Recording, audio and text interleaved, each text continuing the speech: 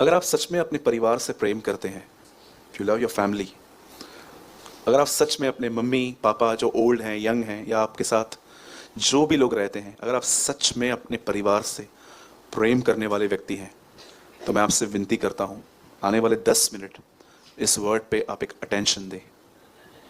अगर आप married sister हैं और सच में अगर आप अपने पति से प्यार करती हैं और आप चाहते हैं कि उसका उद्धार हो, या आप एक ऐसे भाई हैं जो अपनी पत्नी से प्रेम करते हैं और आप चाहते हो कि वो बचे, तो प्लीज एक अटेंशन दीजिए।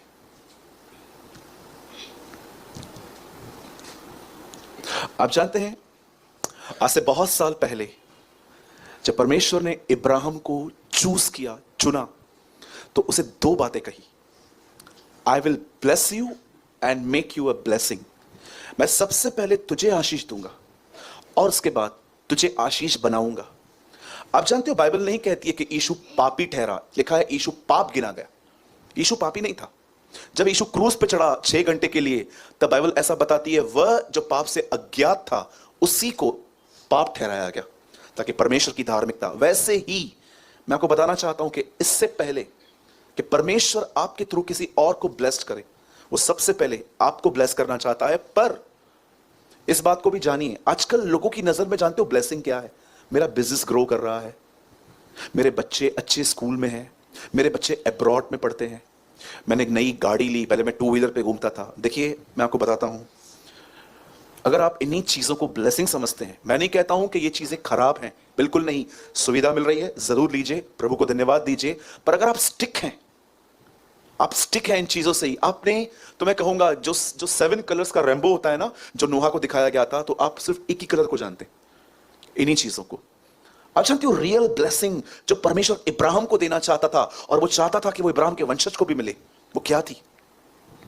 इससे पहले कि परमेश्वर किसी और को ब्लेस करे, वो सबसे पहले आपको करता है। लेकिन वो आपके अंदर सबसे पहले, उससे पहले आपके अंदर एक काम करना चाहता है। आज बहुत सारे जो प्रेयर्स हैं वो आउटसाइड हैं। मैं गलत नहीं कहता हूं इनको, बट मुझे लगता है कि आप एक ही चीज को होल्ड करके रखोगे तो आप बहुत सारी और चीजें मिस कर सकते हो। मैं आपको एक सिंपल बात बताता हूं। परमेश्वर इब्राहिम से कहता है मैं तुझे आशीष दूंगा और मैं तुझे आशीष बनाऊंगा। लेकिन बहुत कम लोग जानते हैं ये वचन जो प्रभु ने इब्राहिम से कहा था, 75 में कहा। और आप ध्यान दीजिएगा, 45 साल या 40 साल प्रभु इब्राहिम के अंदर काम करता रहा। उसके बाद प्रभु ने, जब वो अपने बेटे को मारने पर ही था, तब प्रभु ने कहा अब मैं तुझे निश्चय आशीष दूंगा, कंफर्म।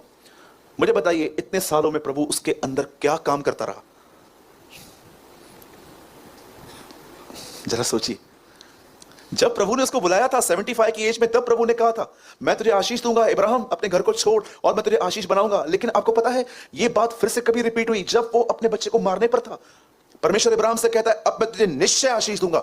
इतने साल प्रभु ने उसके अंदर क्या काम किया?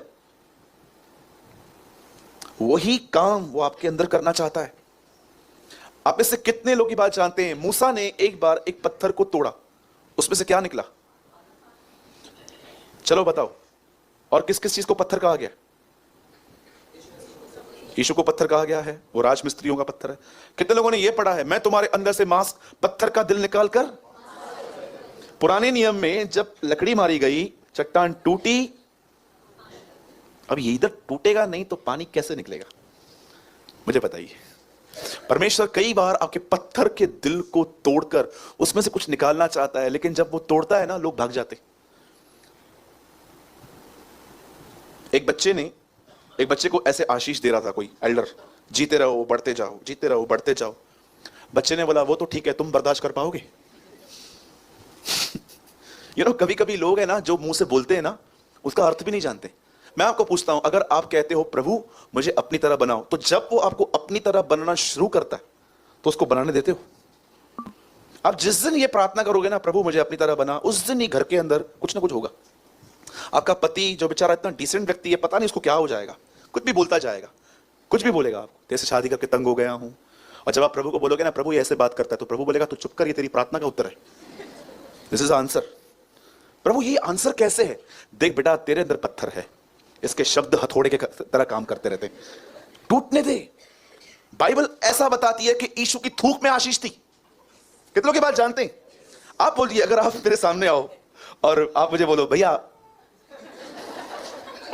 मेरे को दिखाई नहीं देता है, एक मिनट, आप बोलोगे जिंदगी भर दिखाई ना दे भले, ठीक है, लेकिन इस तरह मुझे जीसस की उसकी थूक में ब्लेसिंग थी, पतरस की छांव में ब्लेसिंग थी, पौलुस के देह से लोग स्पर्श करते थे, रुमाल दूसरों पर डालते थे, आज हम कुछ डालते कुछ होता ही नहीं।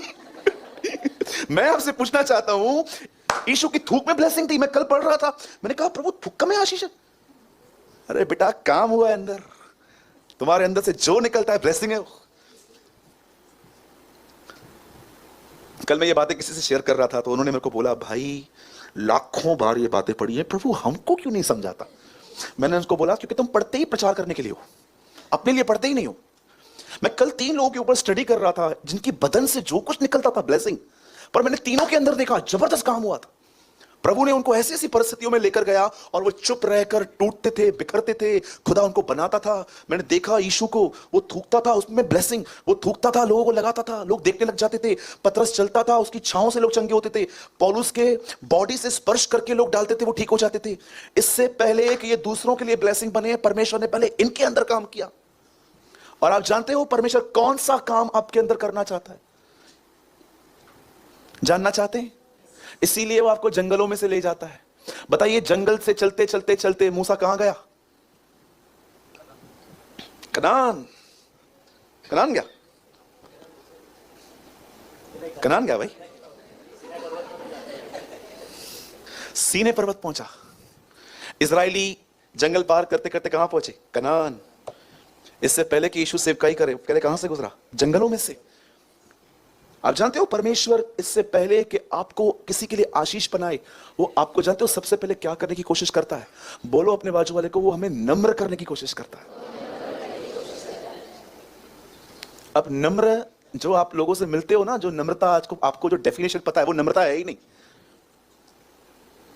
नम्रता जाननी है आजकल विश्वासियों में कैसी है? भाई तू बहुत सवाल पूछता है, आज मैं देखो थोड़ा नम्र करता हूं। अच्छा सीधे खड़े हो जाओ, मुझे देखो, इधर देखो। देखो पहले मैं आपको बताता हूं, ये नम्रता नहीं है। जय मसीह की भाई, कैसे हैं? बढ़िया। मैं भी अच्छा हूं ब्रदर। आहिस्ते इसलिए बात कर रहा हूं क्योंकि मैं आत्मिक हूं। आत्मिक लोगों की पहचान होती है कलीसिया में नम्रता से बात करते हो। घर पे सब ठीक है? हाँ मेरे घर में सब ठीक है ब्रदर, ठीक ही है। और आप हमारे घर कभी आ रहे हैं? मैं आपके लिए पाव भाजी बनाऊंगा, पनीर बटर मसाला मंगाऊंगा, आप आएंगे? पक्का?